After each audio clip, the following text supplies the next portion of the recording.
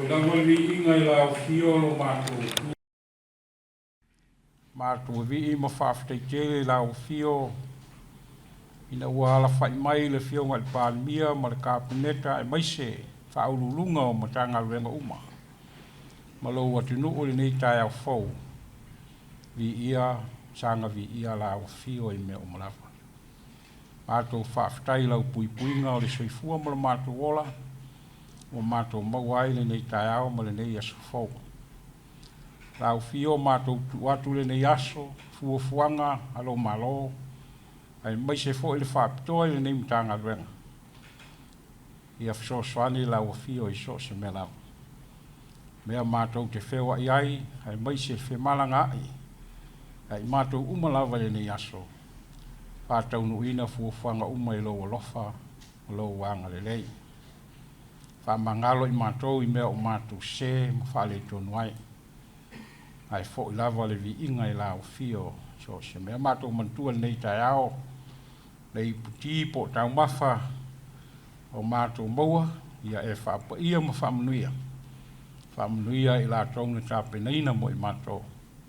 Suafa Yesu. Amen.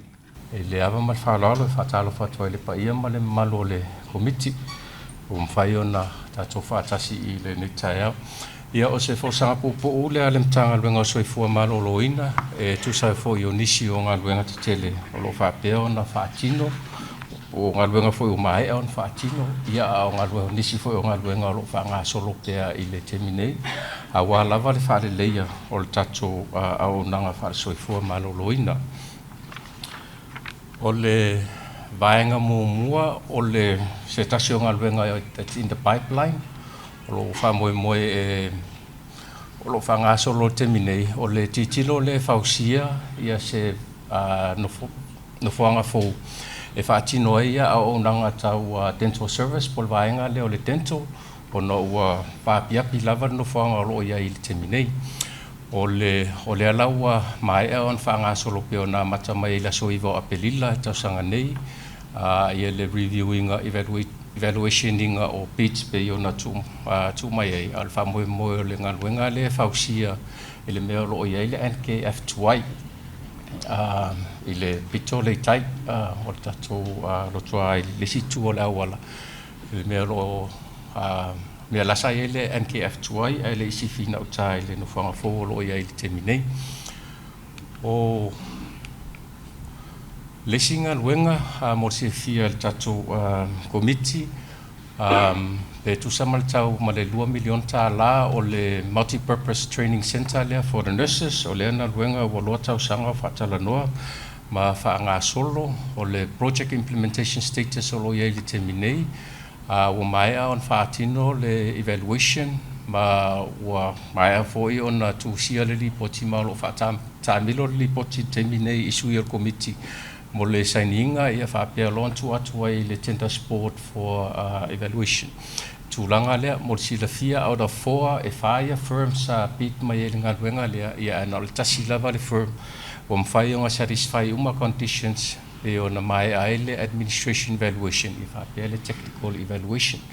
I le teminei. O le whamoe moe ngā luenga lea ia e whaatino lava no whanga tuai o lo ia nurses hall I le si tū lea o le tatou lotoa I lumatu peo na whi mei kongo le Kate. Ia e whaatino I le ngā luenga lea I whausi ai o le training center lea for the nurses I whaapea le nursing association. O le si tatou ngā luenga o lo whaatino I le teminei o lo whanga solo ia evaluations. O le whausia lea o se biosafety level 2 laboratory, whainoa ino le public health laboratory. E whaatino ia susuenga o tūlanga o wha mai pipisi o lo awhi ai ia le human population. So, I le teminei ua mai o na sainia ia le agreement ma le UN Ops, pe o na approve ia le tender sport. Ma o lo ngā lue whaatasi le mtanga lue ngā soifua maloloina ma le UN Ops ia e titilo I tūlanga mo mia, le ngata le tūlanga o le whanua mo mia. O mawhoi o na whaatūlanga o lunga I le whalta maiti tuai, the old pediatric ward, me le sai le fal mai tua ia tamaiti ia au tawhai tonu ai na ia le fufu e fausi ai le Public Health Laboratory Folio at the Biosecurity Level 2. O le contract mai ona whataranoa ma le mai ngali UN Ops mai asainia fo ia February o le tausanga nei ia maolo o whangasoro lava ia ngaluenga ma le vaenga le awa le whatinonga o le design ia le ngata o le design ia e whaapea fo ia pe mita moomia tūlanga environment and sanitation impact assessments o tūlanga ia ai le I whangasolo ia le fo inga luenga o le singa luenga o lo whangasolo I le temine I le whatatanoinga o le tato design and build o le Ministry of Health EPI po le immunization storage, vaccine storage I lunga I tuatonu lava kako I luma e o kako New Action Plant o leanga luenga o loo maea ona submita tu le vai aso wa te ale pepa mo se ioenga le kapineta e whaatausanga I nai le whaongainga o funds under the Measles Recovery Fund mo wale whausia o lea storage facility mo kako vaccines I le temine o whai lava si uti o le location po le space o lo ia I le temine for the storage o ngō leo whaupopo isi kako vaccines fo e wha kako vaccines fo i o whaupopo ia anga le mga o mia ia walk-in cooler se lua anga le kasi walk-in cooler en whainga fiti kukongo le kako vaccine storage o lo ia I le kemingi ia whaapea ia ma consumables o le kako action plant mo le silafia le whiunga le taitai fono whaapea le malo le kako committee o le kako plant le sa kakala aloa ia I le luafe ma le 2022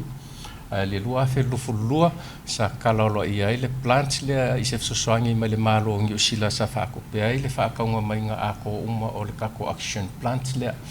ia e peitai le opo se lilo I le tūlanga o nei le kako plant le tausanga le ntea ia na ina I whawhita uli parts ia le sa tamwhai e koe source mai parts mai siamani ia o le alaua koe up and running ia kako plant le o uma na sui uma ia parts mo mia o le toe whalelei o kako plant le ua ia I fo I tutonu o le malienga o fo insainia le agreements ma le Atlas Corp New Zealand ia le preventive maintenance o kako plants le ina ia awane I toi tūra I mai le whawhita au li peona ia I le tausanga o tea I le vaenga le tau whale tonu ai le tato tūlanga o le tene ia o le alaua mai a on toi whale ia umaa ia tūlanga ia momia ia o le si vaenga mo le sirafia o le kako boiler system lua ia boilers sa whapea na whangai o I le tato whale mai mo tausanga I tele ia o no tūlanga o le aging o boilers ia whapea ia nisi whawhita o li sa tūla I mai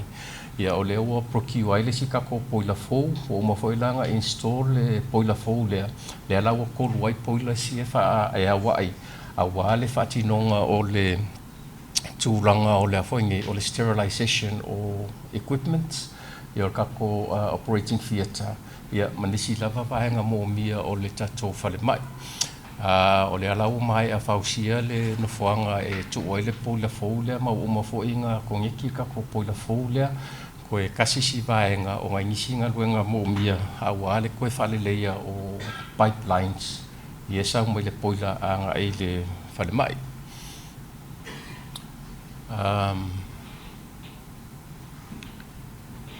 ia o se akanga o kako housing fou laua house al kako poila lenga fau whapikoa lava I kalangi o le building na isi poila se lua for ease of reference ia whapenga ia connectivities o paipa I le kako whanmaikele o le tūlanga o le whawhita uli o lo o tūlai mai pēa I le tato whale mai nei vai tau pe ona le poti e lunga kelo social media o le kulanga o liki o kako ceilings le mo le silafia le o fionga fa pele malu le komiti sa fainga Ia o le kele o liki e leo ngi paipa o liki. E leo ngi paipa fo ia o liki mai lunga o ceilings. E mafua ia liki o ngā mafua mai le central air conditioning system. It's a central air conditioning system. O lo mafua ile leanga umo wha alo ma le liki lea. O lea langa maka whaatino mai le tausanga o tea. Lo savalia le lua tausanga o tau mwhai le mtanga ruenga e sui uma ia le central air conditioning system to split units. Ia mai se lava i kako wards, whapelunga i le emergency, mai si vaenga o le whale mai. Se vangai i le technical building, o ngā le whalenga e le mwhainga wha split unit, it has to be a centralized system. Ia le ki lo whale mkanga luenga sia wale koe whale le ia i le centralized system o le technical building, o ngo i le operating theatre, o le CSSD, X-ray, ia laboratory, mai si vaenga. So ile kai minge wa lua se lau course for air condition split units wo mo procure ma install le nga ka ko fale mai ia fa pe lunga ile ka ko public health area ia mangisi vaenga nge ile ka ko officer nge I totua ia kongwe se kai misi si lairo fionga mal committee pa fa nga solo le ka ko asisinga ia alo o whawa pēr ka mwhai e procure mai ngisi air condition split units awa lava le tam whai address le tūlanga lea. Ia o le kako extension o le titi titi mo mok ia por kako whale maliu mo le sila fia kako whale maliu o lo ia keminge ngā le sfuru le sfuru lua maliu e mwhainga ke wai ka ko fal maliu o ia ke mingai ia pele ke len fa mo ka ko private ia ka ko fal maliu fo ia o le fa ngai ka ko forensic cases e vai nga leo a wai le lava se si fal maliu en fa nga ave ia forensic cases a leo nga i ka ko fal mai ko en fa nga ku wai ki ngo maliu ia ka ia su nga pa ka ngo mai ia vai nga fo ia forensic pathologist ile temnei so kasila le fa fo ngal makanga ruenga o koe whakele o ka ko whale maliu I tūranga o ia ki mingai and we're looking at least I whainga accommodate se lima sifolo ia tino maliu I ka ko whale maliu I imto o tua I le kai mingai ia whamoe moe ia po iulai au kuso ia ua mai a umbanga obtain ia preliminary environment analysis reports ia whapea ma documents ma development consents ia whapea whatinonga o building permits mo wai ia lea whamoe moe I lona tawa whae tasi malua miliona tāla e tue whaale ai ma whaatele ai I tato whanmaliu I le whale mai. Ia, peo se kanga ia kunga I le kako whanmaliu o loo iai I le kainingei. Under general maintenance, repairs, lab relocation, APCC, isolation rooms, tūlanga ia o nisi ia ngā ruenga lo whaanga solo pea I le terminei. Mo le sila fia lo fionga malu le safainga o le kako clinical laboratory o le ua fufuanga tanga luenga relocate lunga I le mero I le fal mai tuai tamaiti I lunga ngā kako clinical laboratory o na ua fai lava si uti o le mapumo mo le nofuanga lo ia I le terminei ma lo ia foi nai whawhitau li tūranga kau plumbing I le vaenga lea Ia kako APCC po le outpatient ia mo si fia o le nga mai ai tausanga le te ai le ngalunga whaalelei o le kako outpatient department ia mwhapenga ko se e le kako outpatient I lunga e tūranga o ngasi tausa vali I lunga le nofonga tuai le kako outpatient kuai ia whaale mai aso ia lau koe whaonga ai le terminei o na e contest ke le ia lalo I kako whalifo Ia o kako isolation room ia o terminei le ua sui le ingoa o le poe whaingoa ingoa le isolation room a lo whaingoa o le Chocom ward po le ward nea le ua put aside mo waia ka penganga mkanga luenga ia whapea fo'i ia le malo I kaimi o kalinga malo le Chocom le alaua put aside ia kako ward lea o le old acute 7 ia le kako ward lea ia mo lea fo'i whamoe I le ia October ke loa e po aukuso ia ua maka ia ngā ruenga whaalele ia mo mia mo le ward lea le koe valinga a koa ia whapea ngā e kūranga o vaenga o plumbing o lo mo mia ia ma le koe sui au ngisi o vaenga o whaalo O le kako ED maintenance, kasi lea vaenga pe o ngā kele fo i whai ki o ngā le malo le kungu. Ia ua kele ngā mae a ia ngā ruenga sa mo mia o whaakingo i kako emergency area i le koe suinga lea o air condition units. I le install ai o split units. Ai ave ese ia le central unit le sa ia i kako ED o ngā whawhikauri ngā ua maudi uma foi le ia lunga le whaaro o ngā sisinga ia i le kele o le vai mai le koa o le aisa i central units. Ia o le kemi foi e whapenga malkako x-ray ma le CT scan ia a kong ko ke kankanga ia pe a kako sawal vali aku iai. Ia pe o ngisinga o vainga sa ia ia kako x-ray pe o ngā posta e nisi foi lunga i le social media.